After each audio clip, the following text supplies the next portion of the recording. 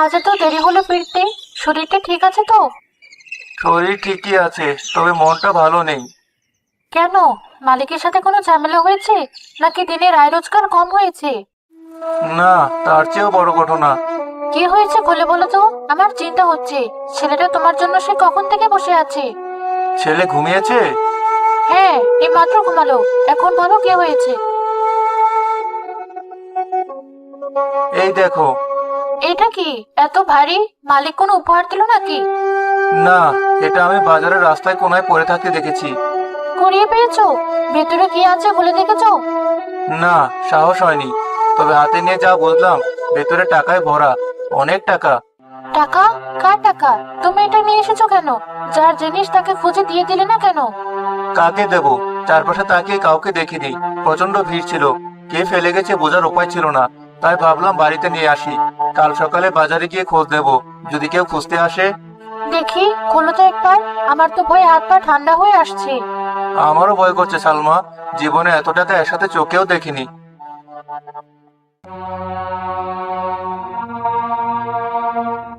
এত টাকা? এ তো গুনে শেষ করা যাবে না। এখন কি হবে সালমা? এই টাকা আমাদের না। এটা যার, সে নিশ্চয়ই এখন পাগলের মতো খুঁজছে। তা তো বটেই, কিন্তু আমাদের ছেলের কথা একবার ভাবো। ডাক্তার কি বলেছে মনে আছে? ভালো চিকিৎসা করাতে অনেক টাকা লাগবে। আমরা তো একবেলা খেলে আরেক বেলার চিন্তা করি। আমি জানি সালমা, সব জানি। কিন্তু পরের টাকা চিকিৎসা করলে কি সৃষ্টিকর্তা আমাদের ছেলেকে ভালো করবেন? এটা তো পাপ হবে। আমি পাপ পুণ্যের কথা জানি না। আমি শুধু আমার সন্তানের মুখটা হাসি খুশি দেখতে চাই। কতদিন ছেলেটা একটা ভালো জামার জন্য বায়না ধরেছে, আমরা দিতে পারিনি। এই টাকা দিয়ে। চুপ করো সালমা। এমন কথা মুখেও আনবে না। এই টাকা হারাম। আমি কালিয়ার মালিককে খুঁজে বের করব। আমি জানি তুমি ঠিকই বলছো, কিন্তু মন তো মানে না। আমাদের এত অভাব, এত কষ্ট। সৃষ্টিকর্তাকে আমাদের দিকে একবারও ফিরে তাকাবেন না? সৃষ্টিকর্তা আমাদের পরীক্ষা নিচ্ছেন সালমা। আমাদের ধৈর্য ধরতে হবে। এই পরীক্ষায় পাশ করতে হবে। তুমি ভেবো না, সৃষ্টিকর্তা যা করেন ভালোর জন্যই করেন। এখন এই থলিটা সাবধানে তুলে রাখো। কাল সকালে বাজারে গিয়ে আমি খোঁজ লাগাবো। ঠিক আছে, তুমি যা ভালো বোঝো তাই করো, কিন্তু আমার বড় ভয় করছে। ভয় পেও না। সততার পথে থাকলে সৃষ্টিকর্তাই রক্ষা করবেন।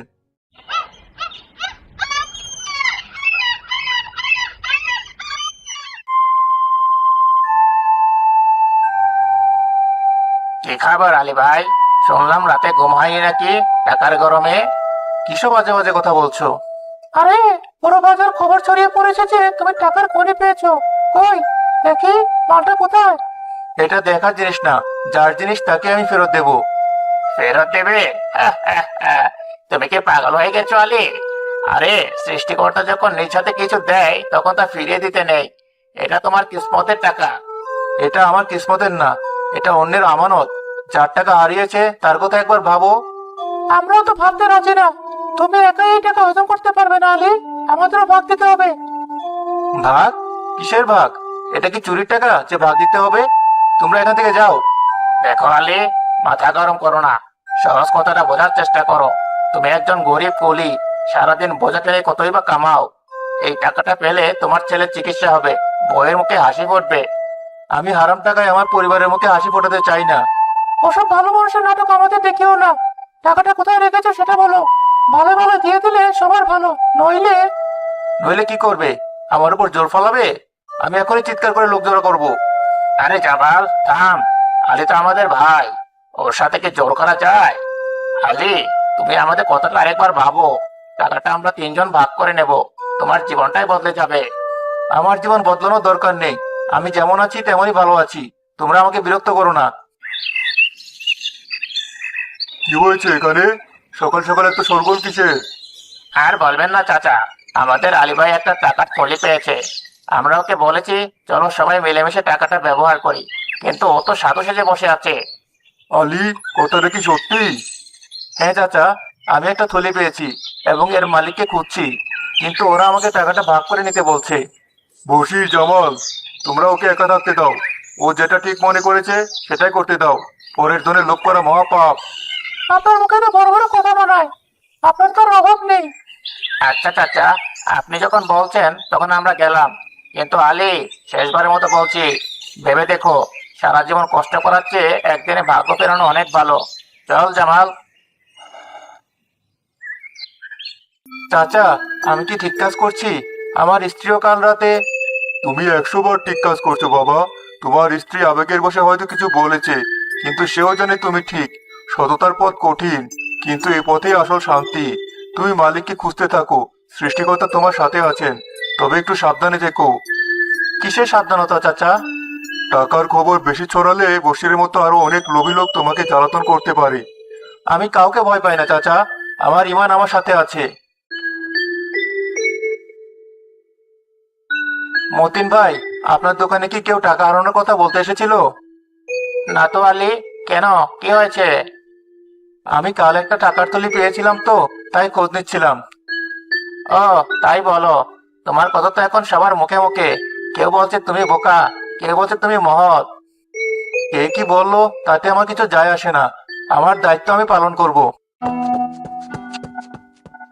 ভাই, ও ভাই, আপনি কি আলী?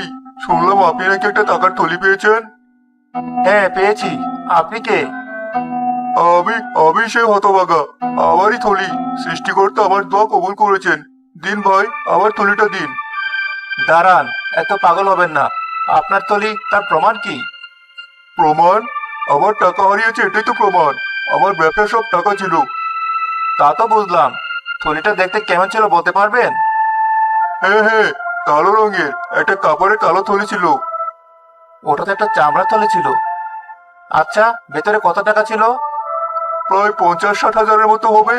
আমি ঠিক গুনে দেখিনি। আচ্ছা, নোটগুলো কেমন ছিল? সবই 500 টাকার নোট ছিল। হ্যাঁ, সবই 500 টাকার। ভাই, আমাকে তাড়াতাড়ি দিন, আমার তাড়া আছে। মাফ করবেন ভাই, এই থলি আপনার না। আমার না মানে? তুমি গরিব মানুষ, আমার টাকা মারা দেওয়া ধান্দা করছো? আমি কিন্তু পুলিশ ডাকবো। আপনি পুলিশ ডাকুন বা যা ইচ্ছে করুন, আপনার কোনো কথার সাথে আমার বলা প্রশ্নের উত্তরের মিল নেই। আপনি এখন আসুন। লোকটা কিছুক্ষণ চেঁচামেচি করে ভিড়ের মধ্যে হারিয়ে যায়। তুমি লোকটাকে ঠিকই ধরেছ আলী, তোমার তো বেশ বুদ্ধি। লোভ মানুষকে অন্ধ করে দেয় মতিন ভাই। লোকটার চোখেই লোভ ছিল।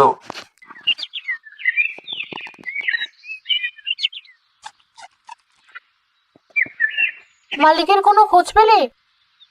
না, তবে একজন মিথ্যা দাবিদার এসেছিল, তাড়িয়ে দিয়েছি। সারাদিন এই নিয়েই থাকবে? নিজের বোঝা টানার কাজ কখন করবে? আজ রোজগার কিছু হয়েছে? আজ তেমন কাজ পাইনি, মনটাও ভালো ছিল না। মন ভালো থাকবে কি করে? যে বোঝা তুমি গাড়ি নিয়েছো সেটা টাকার থলির চেয়ে অনেক ভারী।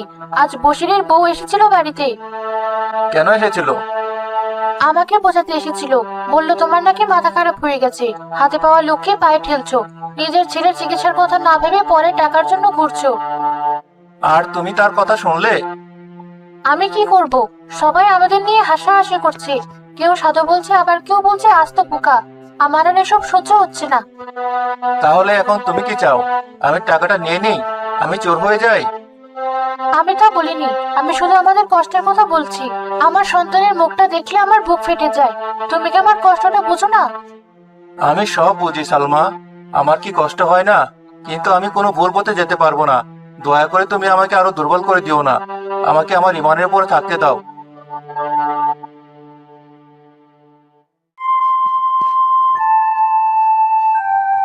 দেখলে তো, 5 দিন হয়ে গেল, আলী এখনো মালিক খুঁজে পেল না। কি বলতে চাইছো তুমি? আরে সোজা হিসাব। ও আসলে টাকাটা হজম করার মতলবে আছে। এখন মালিক খুঁজে নাটক করে সময় কাটাচ্ছে। কিছুদিন পর যখন সবাই ব্যাপারটা ভুলে যাবে, তখন টাকাটা ওর হয়ে যাবে। হতে পারে, কিন্তু আলীকে তো আমরা এতদিন সৎ বলে জানতাম। আরে তোর অভাবে স্বভাব নষ্ট হয়। এতগুলো টাকা দেখে ওর মাথা ঘুরে গেছে।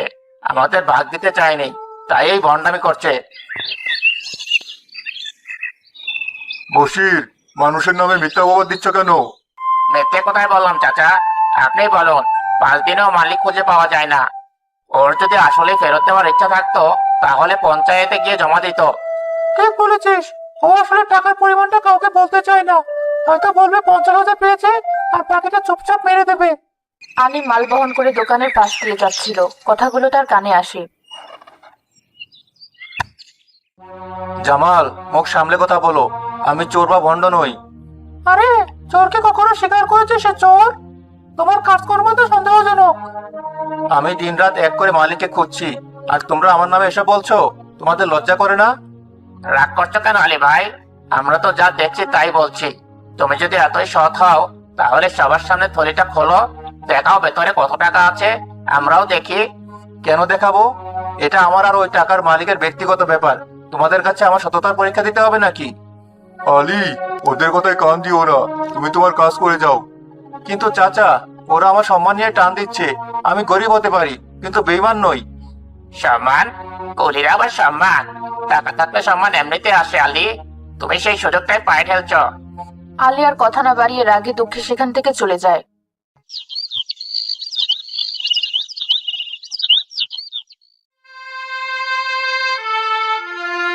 আজও মালিকের খোঁজ পেলি না?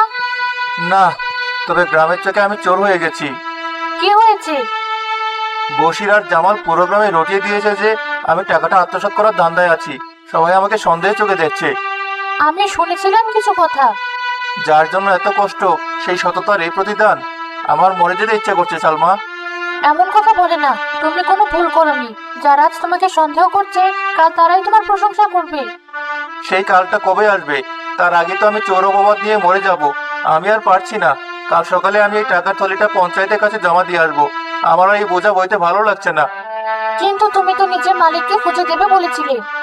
আমার ভুলের জন্য আজ আমার এই অবস্থা। আমি ভেবেছিলাম আমি পারবো, কিন্তু আমি পারিনি। সমাজের চোখে আমি এখন একজন লোভী, একজন চোর। না, তুমি চোর নও। তুমি সবচেয়ে সৎ মানুষ। কে কি বললো তাতে কিছু যায় আসে না। কিন্তু আমার যায় আসে সালমা। আমার একমাত্র সম্বল ছিল আমার সম্মান, আর সেটাও ধুলোয় মিশে যাচ্ছে।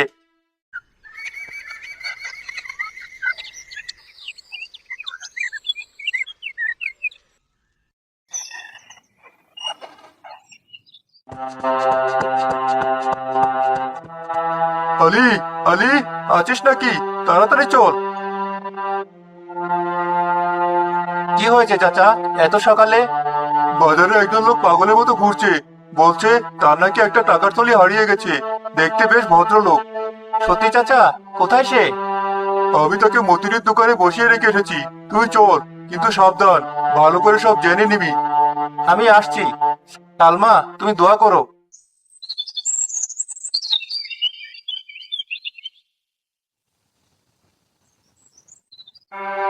ভাই, আমার যে কি হবে? আমার মেয়ের বিয়ের জন্য জমানো সব টাকা ছিল ওই থলিতে। আপনি চিন্তা করবেন না, আমাদের আলী যদি পেয়ে থাকে আপনি ঠিক ফেরত পাবেন। এই যে আমাদের সাধু এসে গেছে। নতুন শিকার পেয়েছো নাকি? বশিরকে পাত্তা না দিয়ে সাদেক সাহেবের দিকে এগিয়ে যায় আলী। আসসালামু আলাইকুম। শুনলাম আপনার কিছু হারিয়েছে। ওয়ালাইকুম আসসালাম। হ্যাঁ ভাই, আমার একটা টাকার থলি হারিয়েছে। আপনি কি পেয়েছেন? আমি একটা থলি পেয়েছি, কিন্তু সেটা আপনার কিনা তা তো যাচাই করতে হবে। অবশ্যই অবশ্যই, আপনি যা জিজ্ঞাসা করার করুন। আচ্ছা বলুন তো, থলিটা কিসের তৈরি আর কি রঙের ছিল? খয়েরি রঙের চামড়ার থলি, উপরে একটা ফিতা দিয়ে বাঁধা। ভিতরে ঠিক কত টাকা ছিল? ঠিক 2,25,000 টাকা। টাকার পরিমাণের কথা শুনে বশির আর জামালের চোখ কপালে উঠে যায়। টাকার সাথে আর বিশেষ কিছু ছিল কি, যা শুধু আপনি জানেন? হ্যাঁ ছিল তো। টাকার নিচে একটা ছোট কাগজে আমার মেয়ের নাম লেখা আছে, আর একটা পুরনো 1 টাকার কয়েনও ছিল, আমার মায়ের দেওয়া। এই কথা শোনার পর আলীর আর কোনো সন্দেহ থাকে না। সে দ্রুত বাড়িতে গিয়ে থলিটা নিয়ে ফিরে আসে।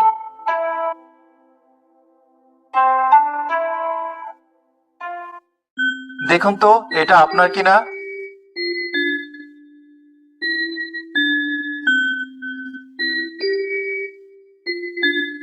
সবকিছু নিশ্চিত করে তার চোখে পানি চলে আসে। হ্যাঁ, এটাই আমার থলি। সব ঠিক আছে। সৃষ্টিকর্তা আপনার মঙ্গল করুন। আমি আপনার এই ঋণ জীবনও শোধ করতে পারবো না। এটা ঋণের কিছু না, এটা আমার দায়িত্ব ছিল।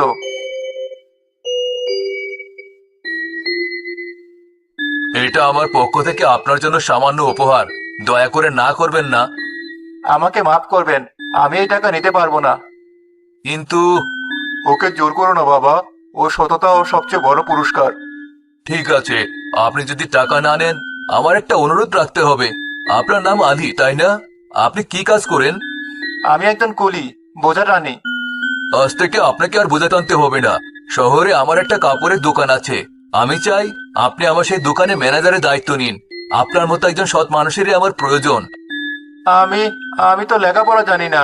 আমি কি করে ম্যানেজারের কাজ করব? সততাই সবচেয়ে বড় যোগ্যতা। বাকিটা আমি আপনাকে শিখিয়ে নেব। আপনার পরিবার সহ থাকা খাওয়ার সব ব্যবস্থা আমার। বলুন, আপনি রাজি? চাচা, আর দেরি করিস না আলী, রাজি হয়ে যা। সৃষ্টিকর্তা তোর দিকে মুখ তুলে তাকিয়েছেন। আমি রাজি।